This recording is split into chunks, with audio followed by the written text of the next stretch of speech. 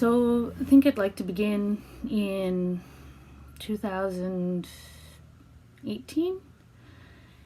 So when I was 21, I was sleeping. Well, actually, we'll begin even before that. When I was 21, I was traveling, hiding from society, technically living on the streets and on people's houses, couches, things like this.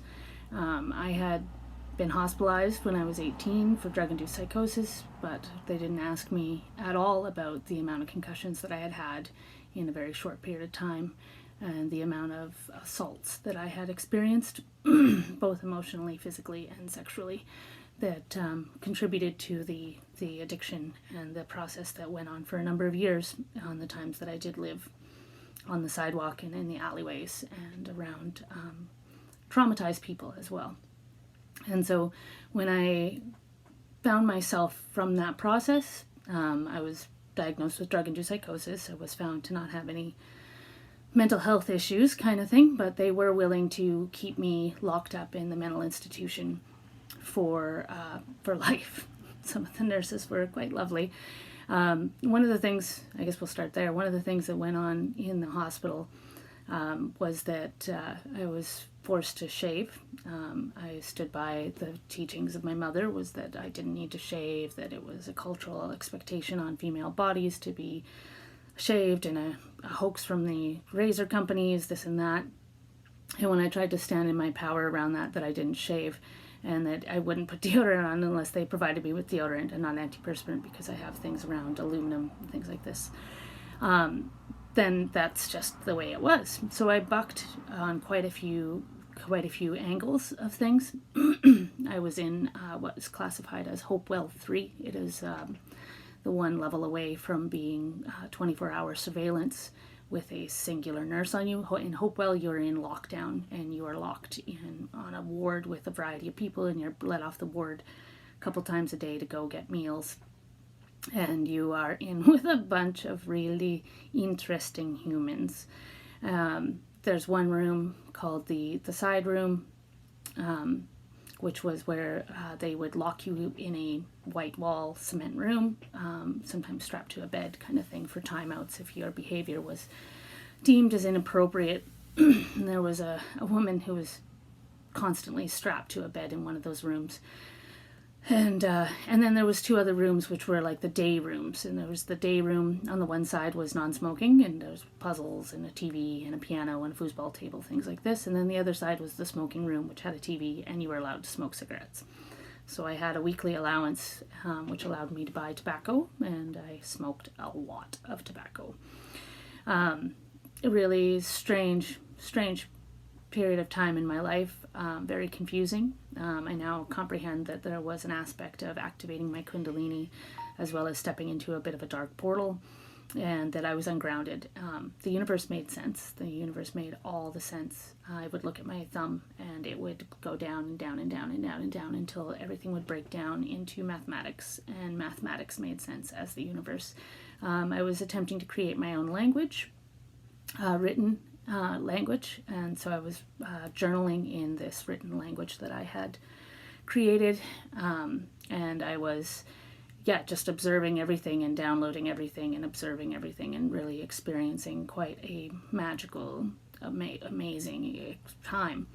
That escalation happened because I had gotten 2 concussions in a very short period of time. I had recently come out as queer to my family. My dad was fine with it. My mother really struggled with it, and had attacked my partner when we were visiting after a number of days of being really calm and seeming to be okay. So that was interesting. And then when she left me in a very interesting week of too much acid, it was too much. So we traveled together for a bit, and then I ingested Datura for my first time in Vancouver. Had a really interesting experience of finding myself on Commercial Drive, which is one of the busiest drives in Vancouver, on a Saturday night with no vehicles and no people around. And I knew that wasn't real because it couldn't have been, as Vancouver's not that quiet ever. So I made sure I didn't walk into traffic, and I found myself in a playground and just sat. And I ended up seeing one of the men who molested me when I was a child sitting in one of the bushes and speaking to me. So then I left her and traveling with her because that was just too painful to continue to watch her do everything that she did. She was a really free sexual human. When we were together, there was a lot of expansion into fetishes and interesting exhibitionist aspects of my sexuality, as well as just coming to realize what it was to actually have desire and chemistry when having have a sexual intimate encounter with another human.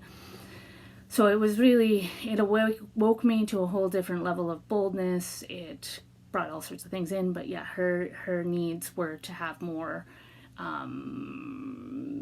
penises in her life, and I couldn't handle that as an aspect of my truth in what was for my sexual orientation and my sexual preferences and what I needed to get up to while doing things.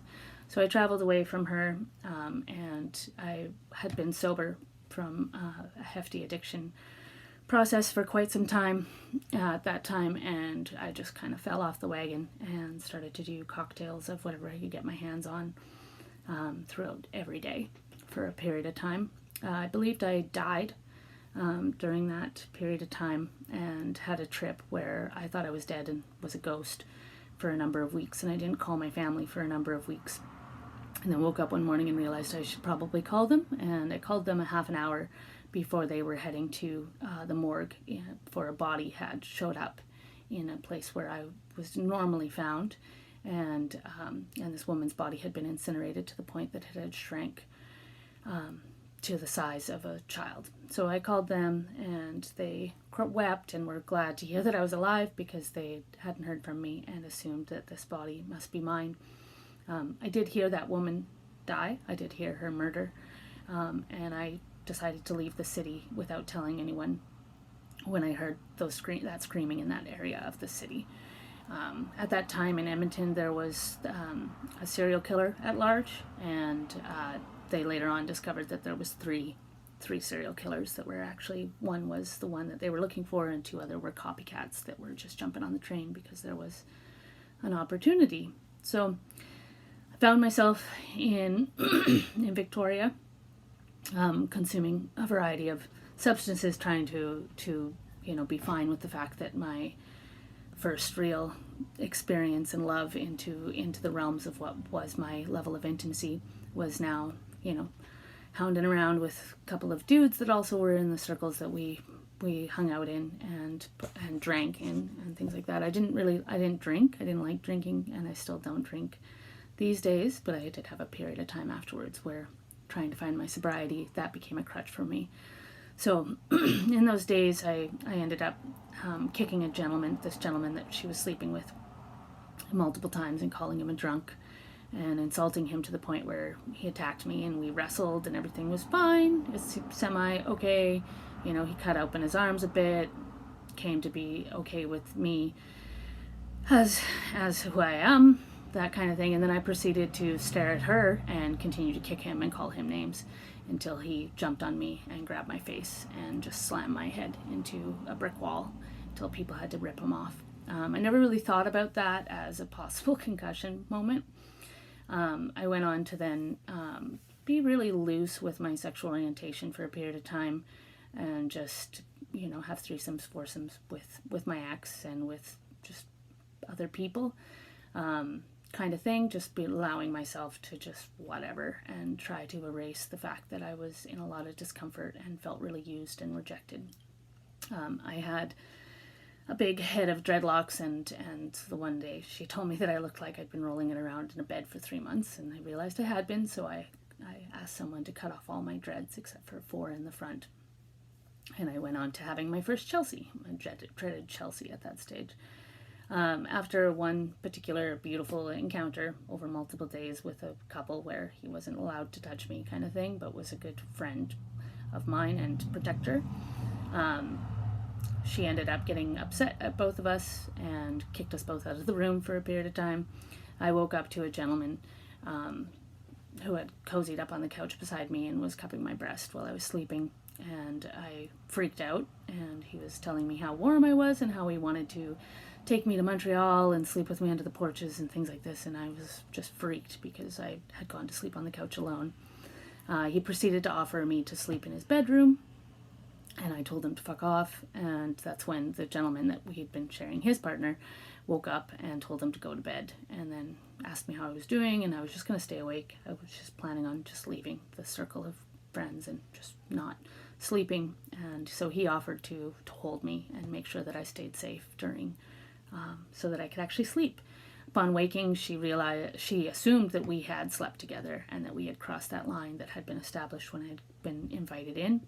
And so she kicked the two of us out, and we proceeded to end up having a really nice friendship for the next couple of years, finding each other outside and going and sleeping under bridges and places and spaces. He was a very, very large man, and very safe and very respectful, so he would just hold me, and I knew I could actually sleep and that I would wake up alone.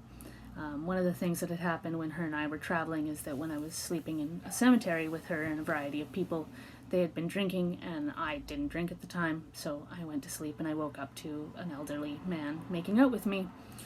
I tried to wake up my partner, but she was really intoxicated and didn't wake up, and he proceeded to hold a knife to his throat and threatened to kill himself, and screaming that my eyes were open, and I knew what was going on and things like this. So I'd had a couple of incidences where I was not feeling very capable to sleep, and so that was where also the drugs were really nice to just keep me awake through the night, and then I would find moments during the days to sleep. Because, the night times weren't proving to be the most successful. So then after that, I proceeded to feel really stuck and uncomfortable, and I self-harmed one night, smashing my own head up against a wall really hard, and caused a lot of tenderness in the back of my head. Around that time, it was literally anything I could get my hands on, in whatever cocktail combination I could get throughout the night, and me and my friend were roaming around and just doing that. So it definitely wasn't helping everything that went on. When we got back to Edmonton, I went and visited another friend that I considered like a brother, and he offered me a large amount of mushrooms, and my friend that I'd been traveling with was like, look, you probably shouldn't do that. At that stage, I went by the name of Serge, and was protecting Naomi because Naomi was really damaged and traumatized, and so Serge was away for the electric webbing of the tribe to not be able to find me. And so my friend let this gentleman know that Serge is not herself right now, and I don't think it's a good idea to give her anything. Around that time, I'd been really struggling with reality. I'd been just really, really struggling with everything. And I heard myself one day state that I was going to become, a $10 lesbian prostitute so that I could get my doobie every day and things like that. And breakfast, doobie for $5 and breakfast for the other $5 kind of thing. And when I heard myself say that, I was like, whoa, okay. One, who comes to a lesbian prostitute? Come on now. Let's be real. And two, what is going on? And I actually said to myself, oh, if this continues like this, then, I'm going to have to go back to Alberta and tell my family to put me in Ponoka Mental Institution, which in Alberta, it's this joke, that, people go crazy and they end up in Ponoka, and it's the largest mental institution in the West, as far as I know. It's, it's huge. It's like a fucking apartment building. And so I made that joke, and I was wearing a red cape at that time, and just being ruckus, just being really ruckus, running around. And I lost my cape. I was very sad I lost my cape, and then my friends gave me this giant rainbow muumuu to wear, which I was very happy to adorn myself in. This very comfortable, very giant, probably choir attire muumuu, but so that was my comfort. My security blanket was this giant rainbow muumuu. So when we got back to Edmonton and I was offered these mushrooms, I felt fine, totally fine, taking, I think it was about a quarter ounce of mushrooms, which for me at that stage in my consumption was a lot still, but was also within my means. So I ate this amount of mushrooms, and I proceeded to go into a trip where I felt like I was being born, and I was yelling and on the floor. Well, the last that I seen the friend that I had been traveling with, and she ducked out because she was like, "I told you not to do this, not to give her anything. Like, it's been intense." And then I popped my head through into the living room, and I hallucinated seeing myself and my brother as children, and a plaque above a fireplace saying 1987. So that would have been about 4. That would have been when my father left my mother and us with my mother, kind of thing. So the trip was quite extensive, quite intense. I was struggling with my friend, trying to communicate with him, and I crawled around out of my body. I could see my body sitting in a chair, and I crawled around outside of my body trying to figure out what perspective he was viewing things from. And I ended up having to crawl right underneath this chair and look straight up his ass to be able to find where his perspective was. And then I snapped back into my body, and I was like, you got your head so far shoved up your ass that you don't know what the fuck's going on. And the rest of the trip, I just kept on seeing his pants like wedgied all the way up his butt. One thing that went on during that trip was that I noticed that these 2 faded shadows were on either side of him. And as a kid, I used to notice that because I have 3 focal points between my eyes. So I used to click between the focal points and play with the different way that it would just slightly shift what the image I was looking at, because it would have these 2 fuzzies on either side, and I could click between them. So I started playing with these focal points on the medicine, and I found that I could click to one side and he looked like a devil, and the whole background behind him was a white wall, and it would break into flames. And then I would click back to center, and it would be him, and then it would click over to the other side, and he'd look like a little gnome, and it would go into this meadow process. So I invited him to do a third eye connection with me, which was to stare perfectly into both eyes at the same time, which then brings a third eye into the middle of your face. I used to do that as a kid all the time in the mirrors. And I was like, I think I can share this with you if you do this with me. And so both of us started doing that, and I was like, now watch, click, click, click, click, click, click, click, click. And then at one stage when it went on, he was like, whoa, what the fuck are you doing? And he got to see the different bodies that are things that I can see at times. And hence the trying to figure out what perspective he was coming from. How could he be so close to something, and so open but so closed? Over those days, it was over Christmas, he moved me from space to space to space to space to space, telling me that he was bringing this woman that I had lived in her closet when I was 17. And she kind of had this narrative that when I turned 18, she was going to rock my socks, kind of thing. So I lived in her closet for a period of time, waiting for that moment. And I had this narrative that I needed her. So he kept on telling me that she was coming and she was coming. He put me in a garage in like 30 below. I couldn't handle sensory anything on my body, so I kept on taking all my clothes off and ending up naked, which I guess to him was me instigating something, even though I was talking very otherworldly. So while I was in the garage, he came out to get, to warm me up, give me more blankets, and give me a sweater. And he proceeded to tell me that she was here, and then place my hand on his dick, kind of thing. So I freaked out, and then he told me not to hurt her. And I freaked and just curled up in a ball and just told him to go away. He moved me into another person's house and proceeded again to try and be intimate and sexual with me, and I punched him, and I went and I had a shower.